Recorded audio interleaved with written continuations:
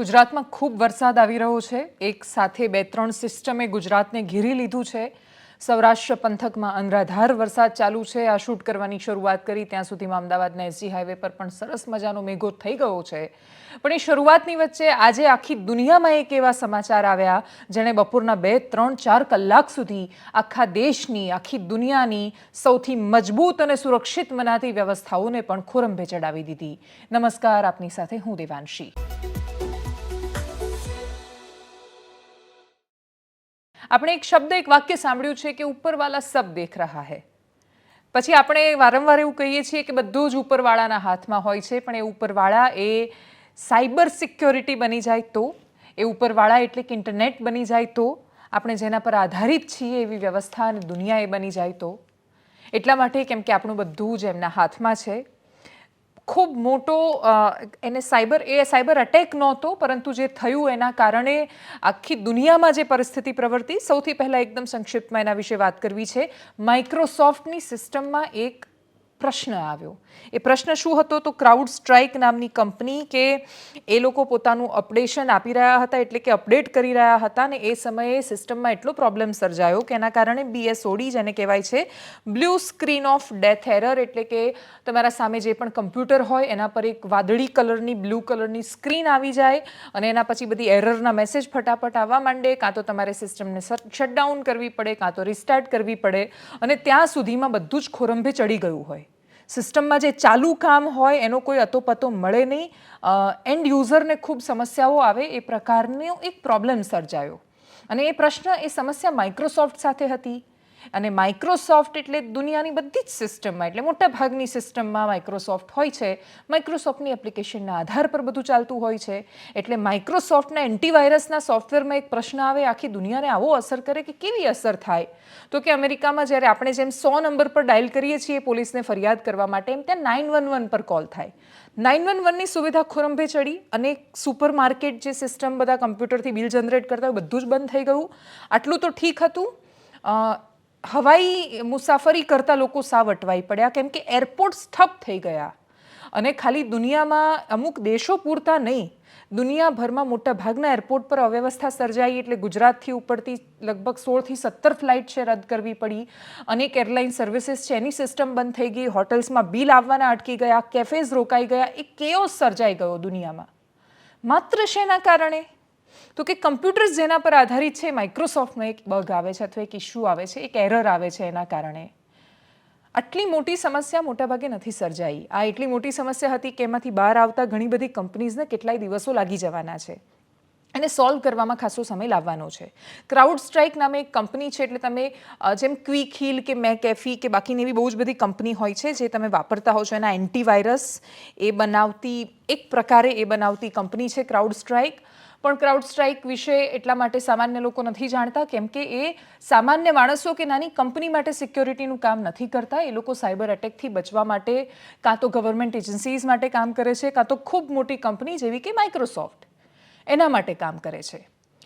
માઇક્રોસોફ્ટના માલિક bill gates છે, અને બિલ ગેટ્સ પોતાનું ગેટ્સ ફાઉન્ડેશન ખૂબ મદદ કરે છે, બધા માટે તો જાણીતા છે જ.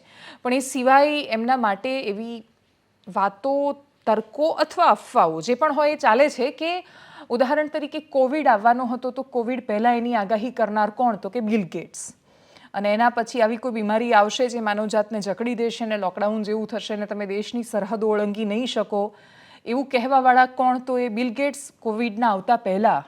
અને એના પછી કોવિડની મોટાભાગની વેક્સિન કંપનીમાં ઇન્વેસ્ટમેન્ટ કરનાર કોણ? તો એ પણ બિલ ગેટ્સ. એટલે ઘણા બધા લોકો દુનિયાના અમુક અમીરોને બહુ જ શંકાની દ્રષ્ટિએ જુએ છે કે એ લોકો સીધી રીતે આખી દુનિયામાં કોઈ પણ દેશની રાજનૈતિક સત્તામાં ન હોવા છતાં કોઈ પણ દેશની રાજનૈતિક સત્તા એમનાથી દૂર નથી.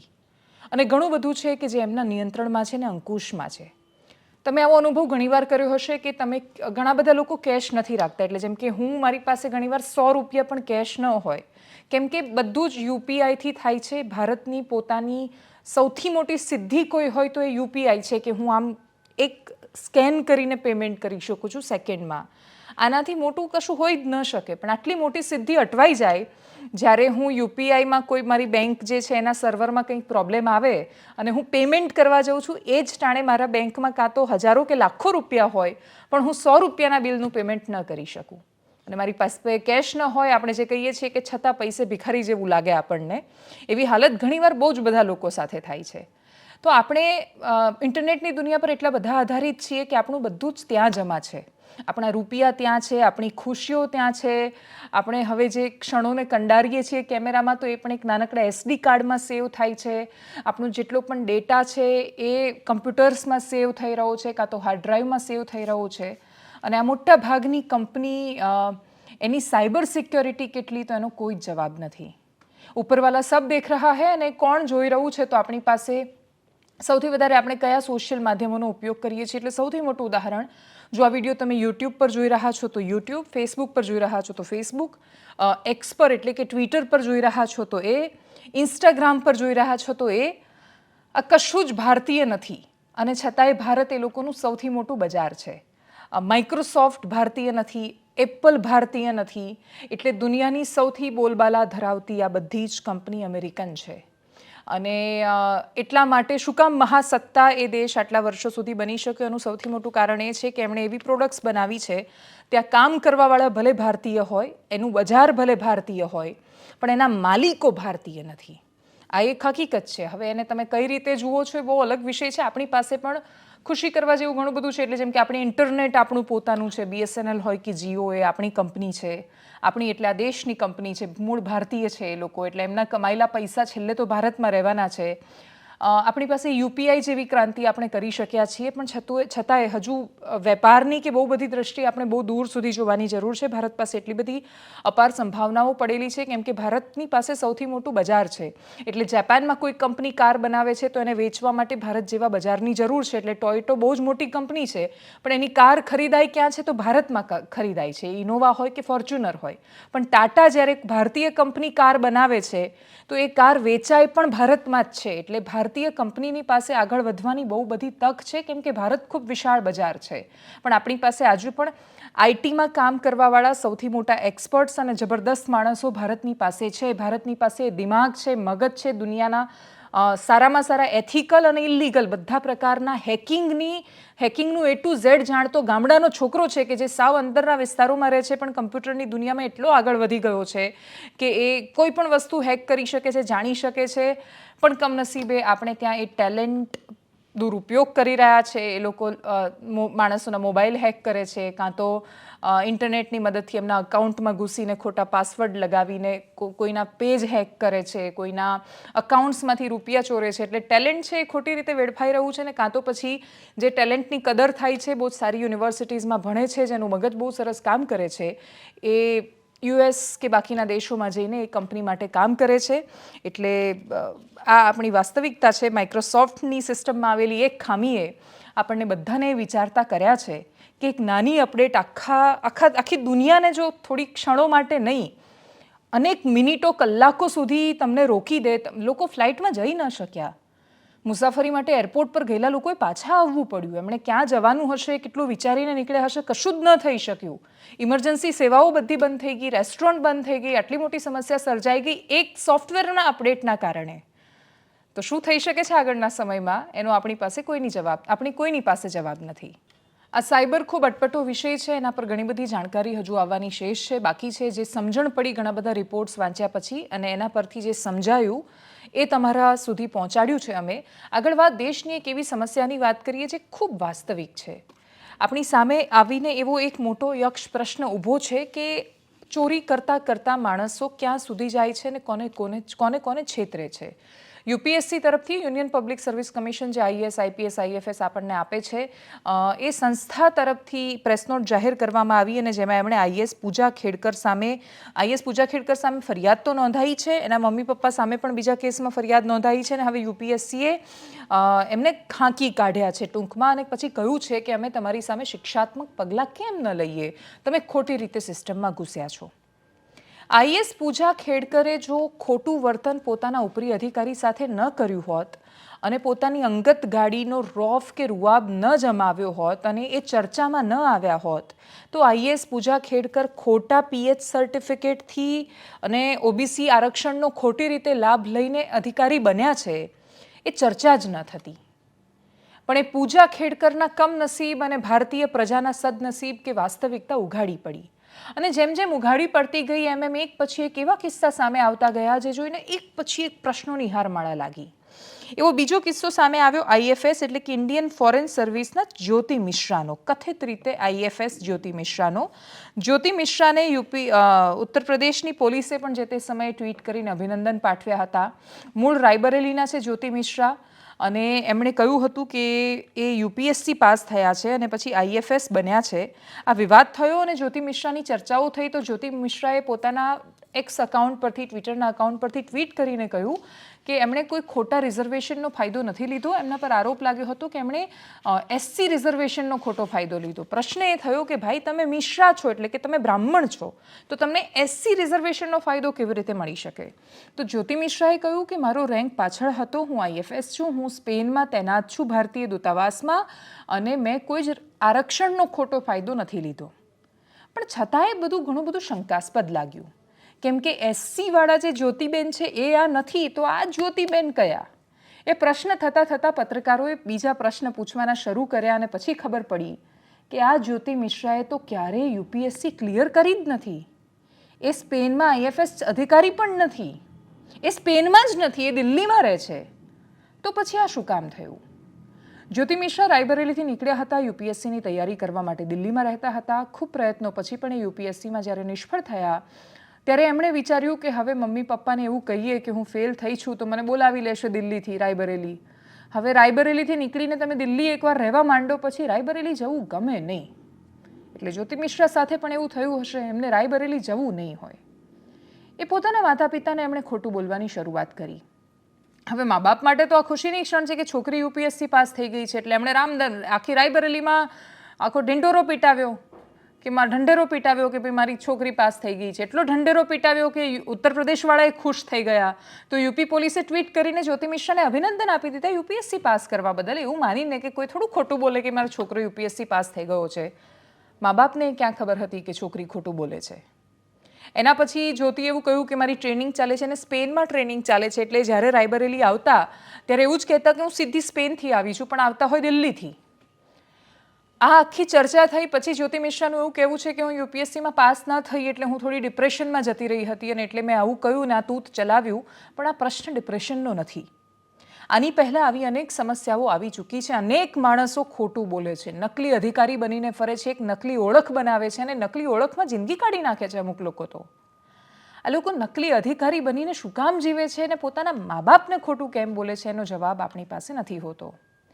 ગુજરાતમાં જીપીએસસીમાં પણ આ પ્રકારના કિસ્સાઓ આ પહેલાં સામે આવ્યા હતા. એક કચ્છનો છોકરો હતો જેણે એ પોતે પાસ થયો એવું એણે કહ્યું તો માતા પિતાએ તો સમાજનું સન્માન ને મારા સમાજનું ગૌરવ એવું કરીને છાપામાં જાહેરાત ચલાવી. કચ્છનો એ છોકરો હતો. આખા કચ્છ પંથકે ને બાકીના બધા લોકો એની ઉજવણી કરી. છાપામાં જાહેરાત આવી, લોકોએ ચેક કર્યું, તેમણે કહ્યું કે નહીં આવો કોઈ છોકરો પાસ નથી થયો.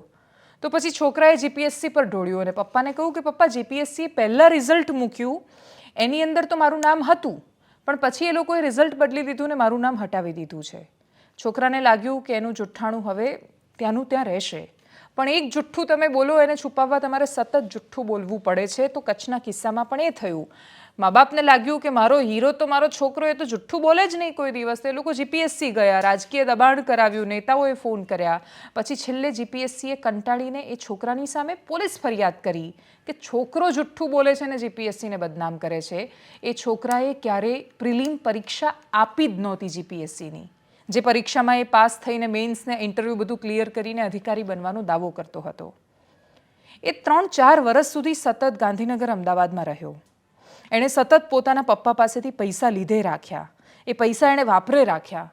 પણ એના પછી એણે પરીક્ષા પણ ન આપી, એ પાસ પણ ન થયો અને પછી ઘરે જુઠ્ઠું બોલ્યો. અને ઘરે જુઠ્ઠું બોલ્યો તો પપ્પાએ લાખો રૂપિયા ખર્ચીને સેલિબ્રેટ કર્યું. એ માતા પિતા માટે કેટલી એમને એમ્બેરેસ કરે, અંદરથી અકળાવી મૂકે એ પ્રકારની ક્ષણ હશે. આવું એક વલસાડની છોકરીએ પણ કર્યું હતું. એ છોકરી પ્રિલિમ્સમાં પાસ પણ નહોતી થઈ. એ છોકરીએ કહ્યું કે મારી જીપીએસસી ક્લિયર થઈ ગઈ છે. શું કામ? તો કે એને ઘરે નહોતું જવું.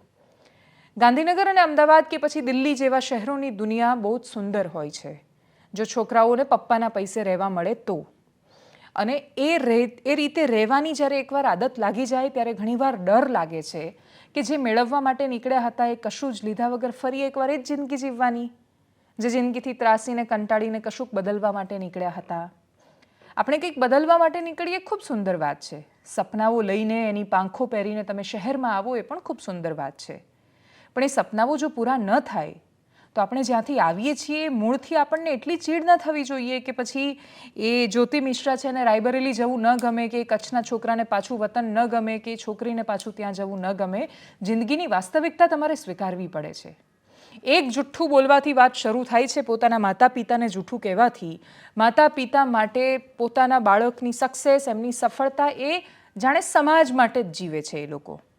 એટલે એમના માટે છોકરો પાસ થયો, ખુશ થયો તો એ સમાજ માટે જ છે, અને છોકરો ફેલ થાય છે તો એમને શરમ સમાજથી જ આવે છે. એ સમાજના ચક્કરમાં છોકરાઓ મા બાપને ખોટું બોલે છે. આનાથી ખરાબ આપણી તૂટતી જતી સામાજિક વ્યવસ્થાનું બીજું ખરાબ ઉદાહરણ શું હોઈ શકે? એટલે એ છોકરાઓ જેટલા લોકો તૈયારી કરે છે, તમે યાદ રાખો કે બધા તો પાસ નહીં જ થાય. જેટલી જરૂર છે એટલા જ લોકો પાસ થવાના છે, અને કોઈક પાસ થઈ રહ્યું છે તો મતલબ સામે કોઈક ફેલ પણ થવાનું છે. એ નિષ્ફળતા માટે તમે તૈયાર રહો. અને મા બાપોને પણ કહેવું પડશે કે જો તમારું છોકરું નિષ્ફળ થાય છે એને પૂછો કે ઇટ્સ ઓકે બેટા, ફેલ થઈ શકાય. એ ડરથી જો ખોટું બોલે છે તો એનાથી વધારે એ ખરાબ સ્થિતિ આવીને ઊભી રહી જાય છે. અને એક વખતે છોકરો ફેલ થયો છે અથવા છોકરો ન પાસ કરી શક્યો એ કહેવામાં તમને જો સમાજની સામે ખરાબ લાગતું હોય, અથવા એવું લાગે છે કે તમારું નાક કપાઈ ગયું, તમે વિચારો કે છોકરો ખોટું બોલશે, અથવા જ્યોતિ મિશ્રા જે સતત ખોટું બોલી અને એના પછી હવે આખા રાયબરેલીએ નહીં આખા દેશે જાણ્યું કે આ તો સાવ ખોટી હતી છોકરી, તો એ કેટલી વધારે એમ્બેરેસમેન્ટ છે જે તમને લાગવાની છે. એ કેટલું મોટું નાક કપાવાનું છે.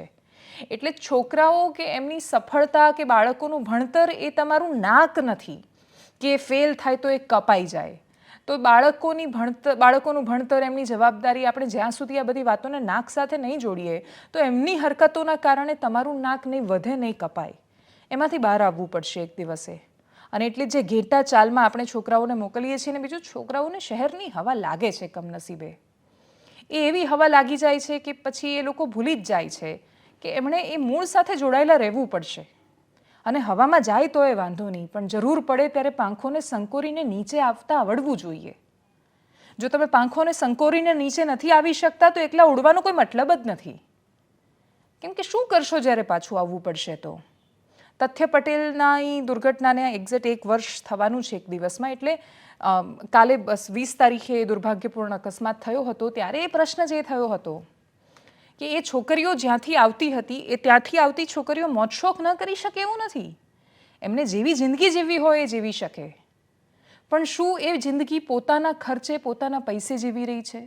શું એમના મા બાપ પર એ બોજ બનીને આ જીવન જીવી રહ્યા છે? શું એમના મા બાપ પાસેથી જ્યારે સતત દર મહિને રૂપિયા લે છે પોતાની પોકેટ મની કે પીજીમાં આપવાની ફી એના નામ પર, ત્યારે મા બાપને કલ્પના એ છે કે એ લોકો 500 રૂપિયા માટે મજૂરી કરે છે ખેતરમાં, અને છોકરી 500 રૂપિયાની કોફી પી જાય છે ફટાફટ ભમાભમ. અને એ બધું પપ્પાના પૈસે પીવાતું હોય ત્યાં સુધી બહુ સારું લાગે છે. પણ જ્યારે સફળ નથી થઈ શકતા અને છોડીને જવું પડે છે તો એના માટે તૈયાર રહેવું પડે. કમનસીબે નથી થઈ રહ્યું. એટલે શહેરની હવા ખરાબ નથી કે લાગી જાય તો તમને બીમારી થઈ જાય કે રોગ થઈ જાય, પણ એ શહેરની હવા છે. એટલે સફળ થવા માટે આવ્યા અને જો એ ન કરી શક્યા અને છોડીને જવું પડે છે તો એની તૈયારી રાખો. મા બાપને શરમમાં ન મૂકો, અને મા બાપ પોતાના બાળકની સફળતા સાથે પોતાની ઇજ્જતને ન જોડે. આ બંને પરસ્પર જ્યાં સુધી નહીં થાય ત્યાં સુધી આ સમસ્યાઓ રહેવાની છે. એટલે વાત જ્યોતિ મિશ્રાની વાત હોય કે વાત ગુજરાતના 1-2 લોકોની વાત હોય, સતત આવા કિસ્સાઓ સામે આવે છે.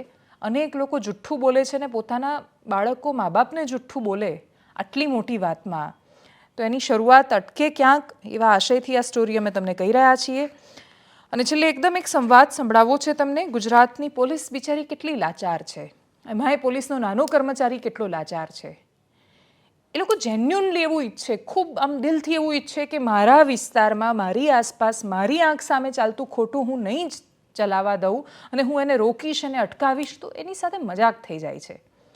ઈસનપુરમાં એક કોન્સ્ટેબલ છે, ઈસનપુર પોલીસ સ્ટેશનમાં કેતનભાઈ નામના કોન્સ્ટેબલને દારૂનો અડ્ડો ચાલતો જોઈને એમને થયું કે આવું તો ન ચાલે. એ જઈ રહ્યા હતા, એમણે જોયું તો એ બેના દારૂનો અડ્ડો ચલાવતા હતા. સ્ટેન્ડ પર જઈને એમણે કહ્યું કે આ ન ચલાવાય, બંધ કર. તો પેલી બુટલેગરે અમને માર્યું તો એમની સાથે મોટી મજાક માર્યું એ નથી. પોલીસ છે અને છતાંય બુટલેગર એમને ધમકાઈ જાય છે કે મગજમારી કરે છે, એ નથી. કોન્સ્ટેબલ 100 નંબર પર ફોન કરે છે, 100 નંબર પર ફોન કરીને કહે છે કે મારી સાથે આવું થયું છે, તમે ગાડી મોકલો. ગાડી જ નથી મોકલતી પોલીસ. 100 નંબર પર તમે ફોન કરો એટલે લોકોનું કામ એ છે કે જે તે પોલીસ સ્ટેશનમાં જાણ કરી દે, અને જે તે પોલીસ સ્ટેશનની જવાબદારી છે કે લોકો ત્યાં પહોંચે. હવે એ ભાઈ જે પોલીસ સ્ટેશનમાં છે એ જ પોલીસ સ્ટેશનવાળાએ ગાડી ન મોકલી. 2 કલાક પછી પેલા ભાઈએ પાછો 100 નંબર પર ફોન કર્યો તો બીજા બેને ઉપાડ્યો ને કહે છે મારી શિફ્ટ તો હમણાં જ બદલાઈ છે એટલે મને નથી ખબર, બોલો ફરીથી લખી દઉં. શું મજાક ચાલી રહી છે? પોલીસને ક્યારે એવો વિચાર આવે છે કે કોઈ સમાચાર ચલાવે ત્યારે તમે એને એવી રીતે જુઓ છો કે અમને કોઈ બદનામ કરે છે? ખરેખર તમને કોઈ બદનામ કરી શકે છે? નામ કમાવવું પડશે ને પહેલાં તો બદનામ થવા માટે. સમસ્યા ત્યાં આવીને ઊભી છે. આ માત્ર એક ઓડિયો કે સંવાદ નથી, પોલીસની સિસ્ટમમાં નીચે કામ કરતા કર્મચારીની વ્યથા છે. એ લોકો ઈચ્છે તોય ખોટું રોકી નથી શકતા, એની આ પીડા છે. એ કોન્સ્ટેબલનો સંપર્ક કરવાની મેં કોશિશ કરી અને એ પોલીસ સ્ટેશનનો પણ સંપર્ક કરવાની કોશિશ કરી જેથી બીજી બાજુનું વર્ઝન જાણી શકાય, પણ કમનસીબે સંપર્ક નથી થઈ શક્યો. અને નથી થઈ શક્યો તો જે ઓડિયો છે એ જ સત્ય માનીને અમે તમને હાલ બતાવી રહ્યા છીએ. સાંભળો તમે એ સંવાદને. હાલો હાલો કંટો નમસ્કાર. હા બોલો. ઈસનપુર પોલીસ સ્ટેશન બોલું છું. પીસી ચેતનભાઈ રમેશભાઈ. એક વર્દી લખો. અરે તમારે વર્દી રિટર્ન ઉપર લખાવવાની હોય. પછી ફોન બીજી આવે છે. 25 62 75 10 ઉપર લગાવવાની હોય. ઓકે, આપણે દારૂની વર્દી છો. ઈસનપુર પોસ્ટની પાછળ હું કેસ કરવા માંગુ છું. દારૂનો સ્ટેન્ડ ચાલે છે માધુરીબેનનું. હાલો, બોલો, નામ બોલો તમારું. પીસી ચેતનભાઈ રમેશભાઈ. જગ્યા બોલો. ઈસનપુર પોસ્ટની પાછળ, ઈસનપુર પોલીસ સ્ટેશનની પાછળ માધુરીબેન દારૂ એક મિનિટ, હું પૂછું છું તમે ઉતાવળ નહીં કરો. હા, ઈશનપુર પોલીસ સ્ટેશનની પાછળના ભાગે. હા, માધુરીબેન દારૂ વેચે છે જાહેરમાં. હું બંધ કરવા ગયો તો મારી ઉપર છે ને એને હુમલો કર્યો. હું પૂછું, તમે બહુ ઉતાવળ કરો છો. ઓકે. શું નામ છે? માધુરીબેન. ધંધો કરે છે? હા, દારૂનો ધંધો અત્યારે જાહેરમાં ચાલે છે ઈસનપુર પોલીસની પાસે. માધુરીબેન, હું બંધ કરવા ગયેલો તો મારી ઉપર એને હુમલો કર્યો. દેશી દારૂનો ધંધો કરે છે? હા, અત્યારે તાત્કાલિક ગાડી મોકલો, હું કેસ કરવા માંગુ છું.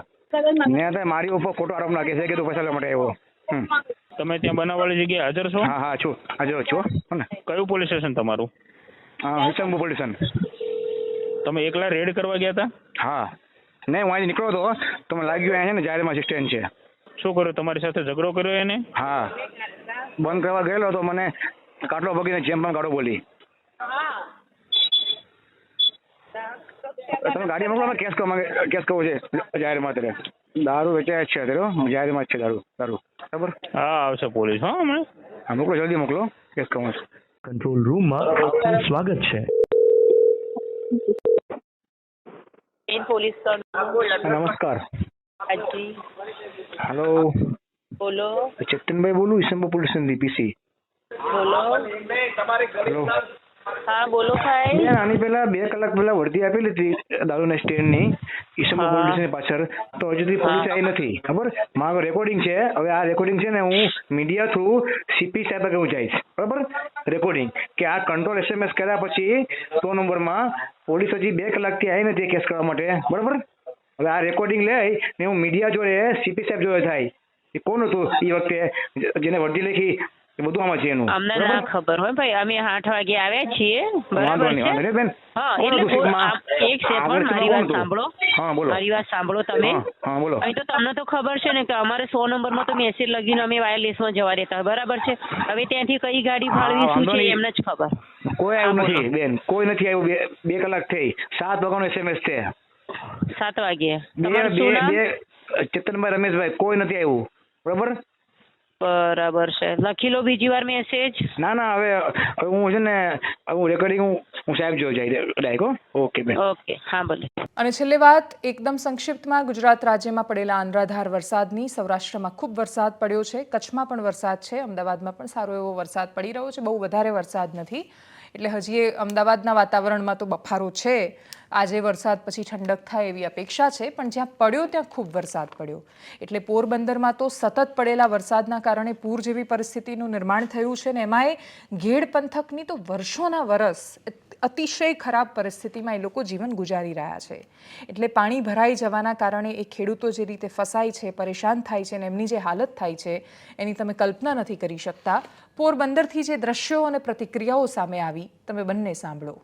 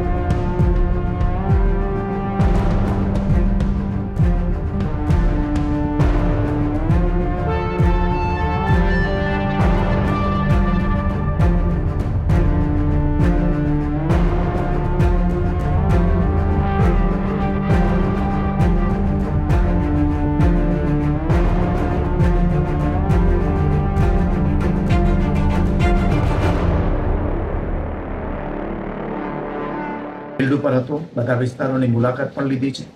સવારે તો એમ લાગતું હતું કે કદાચ આપણને બપોર સુધીમાં વરસાદ ઓછો હતો, એને કારણે સાંજ સુધીમાં રાહત થાય એવી શક્યતા દેખાતી હતી.